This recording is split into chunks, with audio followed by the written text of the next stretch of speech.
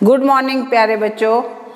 आज हम व्याकरण का पाठ वाक्य विचार करेंगे। इसको ध्यानपूर्वक सुनना और समझना। वाक्य क्या होता है बेटा? सभी भावों एवं विचारों को प्रकट करने वाले व्यवस्थित शब्द, जिससे हमें पूरा वाक्य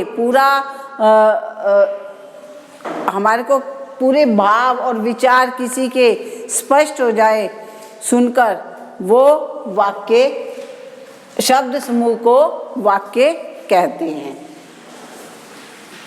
वाक्य के दो अंग होते हैं बेटे, उद्देश्य और विधेय। उद्देश्य क्या होता है? उद्देश्य वे होता है जिसके बारे में कुछ कहा जाता है। जिसके बारे में कुछ कहा जाता है वो कौन होता है? कर्ता होता है। जैसे राम अच्छा गाता है, इसमें राम कौन है? कर्ता। तो राम हो गया उद्देश्य। उसके बारे में क्या कहा जा रहा है? अच्छा गाता है, ये हो गया विधेय। तो अब हम इसकी परिभाषा इस रूप से देंगे बेटा। उद्देश्य जिसके बारे में कुछ कहा जाता है वो होता है उद्देश्य, और जो कुछ कहा जाता है वो होता है विधेय। राम अच्छा गाता है, राम के बारे में कहा जा रहा है तो राम इसमें हो गया उद्देश्य। राम के बारे में क्या कहा जा रहा है? अच्छा गाता है, तो ये हो गया विधेय। अब हम बेटा वाक्य के भेद करेंगे। वाक्य के दो भेद होते हैं, अर्थ के आधार पर और रचना के आधार पर। पहले मैं तुम्हें आज अर्थ के आधार पर करवा रही हूँ, फिर रचना के आधार पर हम करेंगे। अर्थ के आधार पर वाक्य के 8 भेद होते हैं बेटा। पहला है विधानवाचक।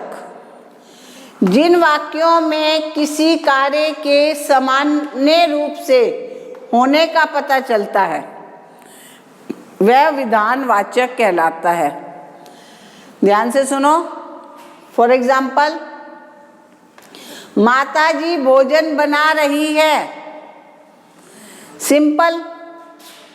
इस वाक्य में सामान्य रूप से होने का जो पता है, सामान्य रूप से कार्य हो रहा है, माताजी भोजन बना रही है, तो ये हो गया विधानवाचक।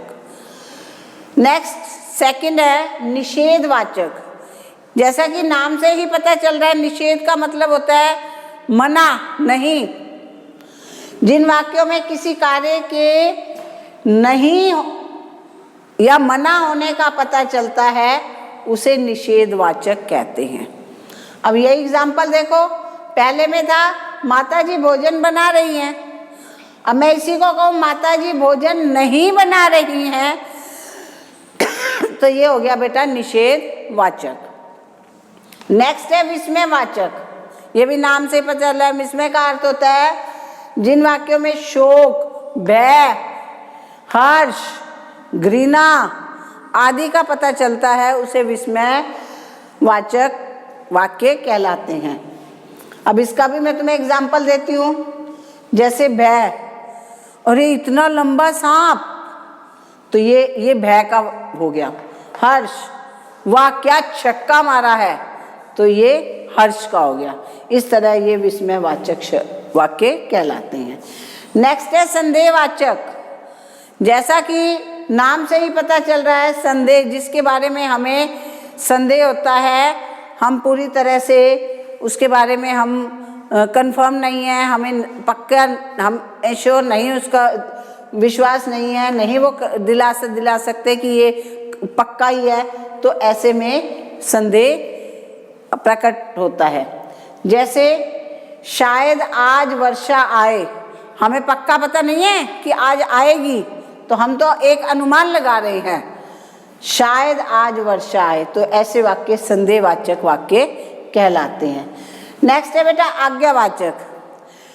जिन वाक्यों में प्रार्थना, आज्ञा, आदेश का पता चलता है वह आज्ञावाचक कहलाते हैं। फॉर एग्जाम्पल, कृपया करके आप बैठ जाइए, तो ये हो गई प्रार्थना। मेरे लिए एक गिलास पानी लाओ, ये होगी आज्ञा या आदेश, तो ये आज्ञावाचक कहलाते हैं। नेक्स्ट है संकेतवाचक। इसमें संकेत किया जाता है कि अगर ऐसा होता तो ये होता। फॉर एग्जाम्पल देखो, यदि वर्षा होती तो फसलें अच्छी होती, संकेतवाचक वाक्य है। अगर वर्षा होती है तो ही फसलें अच्छी होती है। नेक्स्ट है इच्छावाचक। इसमें अपनी इच्छा या कामना व्यक्त की जाती है, ऐसे वाक्य इच्छावाचक कहलाते हैं। जैसे आज बाहर घूमने का मन कर रहा है, तो इसमें हम अपनी इच्छा व्यक्त कर रहे हैं कि आज मेरा ये काम करने को मन हो रहा है। नेक्स्ट है बेटा प्रश्नवाचक। इसमें नाम से ही पता चल रहा है प्रश्नवाचक, जिनमें प्रश्न करने की जानकारी मिलती है वो प्रश्नवाचक कहलाते हैं। जैसे ये सेंटेंस हमने पहले विधानवाचक में भी किया, निषेधवाचक में भी किया, इसी को मैं तुम्हें प्रश्नवाचक में समझा रही हूँ। विधानवाचक में हमने कहा माता जी भोजन बना रही है, निषेधवाचक में हमने कहा इसी वाक्य को माता जी भोजन नहीं बना रही हैं। तो प्रश्नवाचक में हम इसको ऐसे लिखेंगे, क्या माता जी भोजन बना रही हैं, क्योंकि हम पूछा जा रहा है किसी से प्रश्न, क्या माता जी भोजन बना रही हैं, और लास्ट में प्रश्नवाचक सूचक लगाते हैं, चिन्ह लगाते हैं ये। तो ये हो गया प्रश्नवाचक। ये हमारा क्या पाठ खत्म हो गया, ये हमने करे अर्थ के आधार पर भेद। अब हम करेंगे बेटा रचना के आधार पर वाक्य के। रचना के आधार पर वाक्य के भी 3 भेद होते हैं, सरल वाक्य, संयुक्त वाक्य, मिश्र वाक्य। सरल वाक्य ऐसे वाक्य में केवल एक ही क्रिया होती है, वे सरल वाक्य कहलाते हैं। फॉर एग्जाम्पल राम लिख रहा है, एक ही क्रिया हो रही है क्या, कि राम लिख रहा है, तो ये सरल वाक्य कहलाता है। नेक्स्ट है संयुक्त वाक्य। इसमें एक क्रिया को दूसरी क्रिया से समुच्चय बोधक शब्दों से जोड़ा जाता है। 2 क्रियाएं होती हैं, लेकिन समुच्चय बोधक शब्दों से जोड़कर जब हम एक ही वाक्य बना लेते हैं तो ऐसे संयुक्त वाक्य शब्द कहलाते हैं। संयुक्त का अर्थ ही इकट्ठा होता है। तो अब इसका एग्जाम्पल देखो बेटा, सीता पढ़ रही है, गीता लिख रही है, ये 2 वाक्य है, सीता पढ़ रही है, गीता लिख रही है।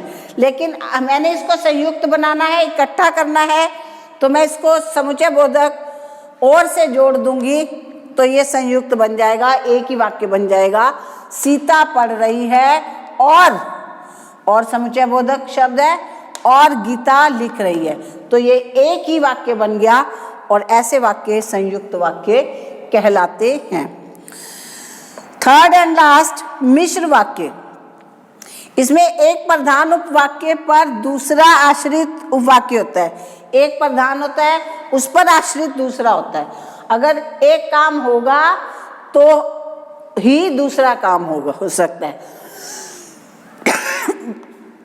फॉर एग्जाम्पल यदि बारिश होती तो फसल अच्छी होती, अगर बारिश नहीं होगी तो फसल अच्छी नहीं होगी, तो बारिश पर ही फसल आश्रित है। तो ये हो गया मिश्र वाक्य। यदि बारिश होती तो फसल अच्छी होती, ऐसे वाक्य मिश्र वाक्य कहलाते हैं। बेटा इस चैप्टर को ध्यानपूर्वक सुनना, समझना और मेरे चैनल को सब्सक्राइब करना। Thank you, have a nice day.